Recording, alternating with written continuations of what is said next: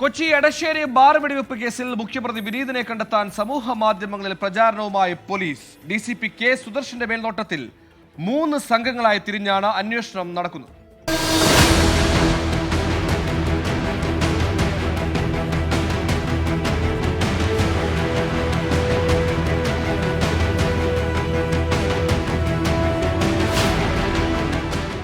ഒരാഴ്ച കഴിഞ്ഞിട്ടും മുഖ്യപ്രതി വിനീതിനെ പിടികൂടാനാവാത്തതോടെയാണ് സമൂഹ മാധ്യമങ്ങളിലേക്കും പോലീസ് ഇറങ്ങുന്നത്. ഫോട്ടോ ഉപയോഗിച്ചാണ് പ്രചാരണം. വിനീതിന്റെ ഫോൺ സ്വിച്ച് ഓഫ് ആണ്. ഇയാൾ ജില്ല വിട്ടിട്ടില്ലെന്നാണ് പോലീസ് നിഗമനം. വിനീതിനെ പിടികൂടിയെങ്കിൽ മാത്രമേ പ്രധാന തൊണ്ടി മുതലായ തോക്കെവിടെയെന്ന് വ്യക്തമാകൂ. കൂട്ടുപ്രതികളും സഹായികളും ഉൾപ്പെടെ 9 പേർ ഇതുവരെ അറസ്റ്റിലായി. പ്രതികളെ രക്ഷപ്പെടാൻ സഹായിച്ച 4 പേർ കൂടി ഇന്നലെ അറസ്റ്റിലായിരുന്നു. ഇവരെ കോടതിയിൽ ഹാജരാക്കി റിമാൻഡ് ചെയ്തു.